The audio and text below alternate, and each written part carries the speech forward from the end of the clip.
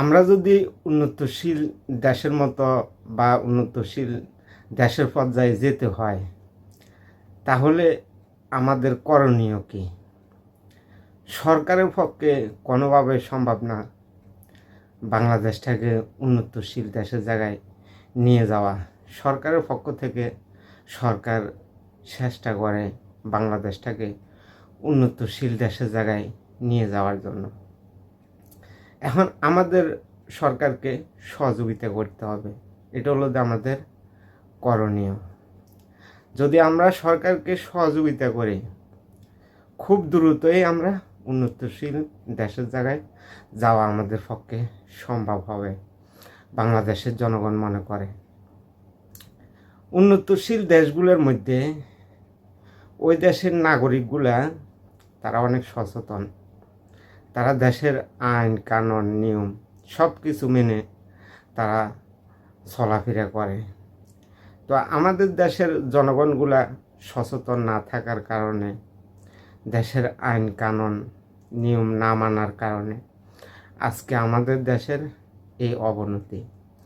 আর অন্যান্য দেশগুলা তাদের পক্ষে সম্ভব হয়েছে উন্নতশীল দেশের মর্যাদায় নিয়ে যেতে। তাদের নাগরিকদের কারণে, নাগরিকদের যে সচেতনতার কারণে, নাগরিকদের আইন কানুন নিয়ম সব কিছু মেনে চলার কারণে। তো ইনশাল্লাহ আমরা বাংলাদেশের জনগণ আমরা পারি না এমন কোনো কিছু নাই, আমাদের পক্ষে সম্ভব। আমরাও বাংলাদেশটাকে উন্নতশীল দেশের জায়গায় নিয়ে যাওয়া আমাদের পক্ষে সম্ভব হবে, বাংলাদেশের জনগণ মনে করে। তাহলে আমাদেরকে আগে করতে হবে আমাদের নিজের জায়গা থেকে আমাদেরকে সচেতন হতে হবে, অন্যকে সচেতন করে তুলতে হবে। দেশের আইন কানুন নিয়ম শৃঙ্খলা সব কিছু মেনে আমাদেরকে উন্নত দেশের মতো চলতে হবে। উন্নত দেশগুলোর মধ্যে যে নাগরিকগুলো থাকে, মানে ওই দেশের নাগরিকেরা দেখেন কত স্ট্যান্ডার্ডভাবে চলে, তাদের আচার ব্যবহার চলাফেরা অনেক উন্নত। এমনিতে কি এগুলো হয়েছে? এগুলো হয়েছে তাদের নিজের সচেতনতার কারণে। তারা শিক্ষিত হয়েছে। আজকে যদি আমরাও শিক্ষিত হয়ে যদি সচেতন না হই, তাহলে আমাদের পক্ষে বাংলাদেশকে উন্নত দেশের পর্যায়ে নিয়ে যাওয়া সম্ভব হবে না। এই জন্য আগে আপনাকে সচেতন হতে হবে। উন্নত দেশের জায়গায় যেতে হলে শিক্ষিত হতে হবে, শিক্ষা ব্যবস্থা ঠিক করতে হবে। দেশের ভিতরে দুর্নীতি, লুটপাট, রাহাজারি, খুন খারাপি, চাঁদাবাজি, টেন্ডারবাজি এগুলো বন্ধ করতে হবে।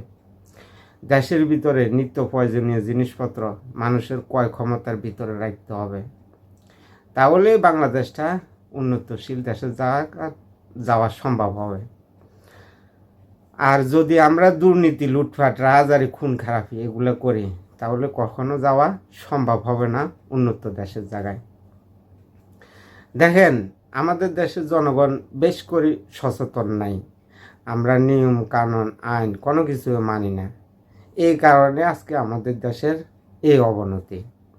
সরকারের পক্ষে একা সম্ভব না দেশকে উন্নত দেশের জায়গায় নিয়ে যাওয়া। তারপরও বিএনপির নেতৃত্বে বাংলাদেশ উন্নত দেশের জায়গায় যাবে আমরা আশা করি। কারণ বিএনপি এই বাংলাদেশের স্বাধীনতাকে ধারণ করে, বাংলাদেশকে ধারণ করে, বাংলাদেশের জনগণের স্বার্থে কাজ করে, বাংলাদেশের স্বার্থে কাজ করে।